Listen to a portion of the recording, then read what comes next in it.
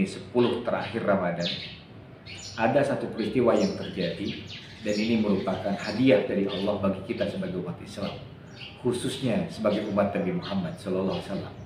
Peristiwa itu adalah Lailatul Qadar.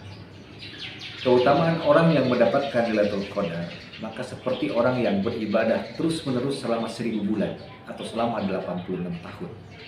Tidak ada orang yang sanggup terus-terusan ibadah selama 86 tahun tanpa jeda, tanpa berhenti.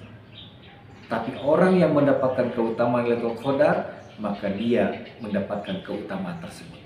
Dan kita berharap semoga kita termasuk orang di dalamnya. Ada beberapa hari ke depan yang bisa kita manfaatkan untuk berburu Lailatul Qadar, terutama di malam-malam ganjil 10 terakhir Ramadan. Kita berharap mudah-mudahan Allah beri kepada kita kesehatan dan juga kesempurnaan bisa melaksanakan ibadah Ramadan tahun ini dan bisa meraih keutamaan Lailatul Qadar itu. Sehingga Ramadan tahun ini beda dari Ramadan-Ramadan sebelumnya, menjadi luar biasa bagi kita dan bagi kehidupan rohani kita. Tapi ketahuilah sahabat, ada 4 golongan yang disabdakan Rasulullah SAW yang dia tidak akan mendapatkan keutamaan Lailatul Qadar, dan dia tidak akan mendapatkan ampunan dari Allah Subhanahu wa Ta'ala. Siapakah keempat golongan tersebut? Yang pertama, Rasul sabdakan orang yang gemar minum khamar. Sekalipun orang itu saum Ramadan, sekalipun di malam-malam ganjil 10 terakhir Ramadan dia berburu mencari Lailatul Qadar, dia tidak akan mendapatkan keutamaannya. Kenapa? Karena dia mudminul khamar, orang yang gemar minum khamar. Yang kedua, orang yang tidak akan mendapatkan keutamaan Lailatul Qadar adalah orang yang durhaka kepada orang tuanya. Seorang anak yang durhaka kepada orang tuanya.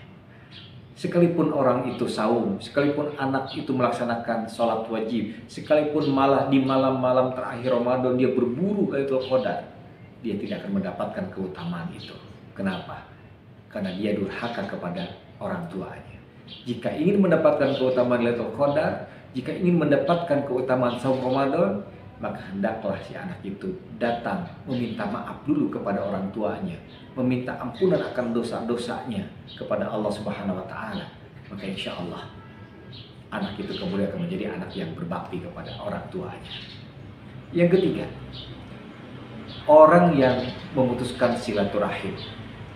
Orang jenis yang ketiga ini, sekalipun dia saum Ramadan, sekalipun dia melaksanakan itikaf di masjid, sekalipun dia tadarus Quran, sekalipun dia mengejar keutamaan Lailatul Qadar, malah sholat malam tidak ditinggalkan selama Ramadan, tapi sayang dia tidak akan dapat keutamaan Lailatul Qadar.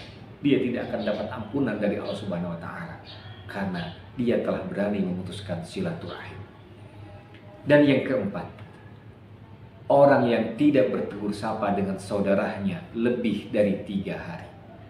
Inilah orang yang tidak akan mendapatkan keutamaan Lailatul Qadar. Sekalipun bisa jadi malamnya dia itikaf, siangnya dia tadarus Quran, kemudian saum pun dia laksanakan dengan sempurna, sholat wajib pun dia jaga, tetapi karena 3 hari lewat dia belum mau bertegur sapa dengan orang yang bermasalah dengannya, dia tidak mau bertegur sapa dengan orang yang berselisih dengannya, tidak mau berdamai dengan orang itu, maka Rasul janjikan orang itu tidak akan mendapatkan keutamaan Lailatul Qadar dan dia tidak akan mendapatkan ampunan dosa dari Allah Subhanahu wa Ta'ala. Na'udzubillahi min dzalik.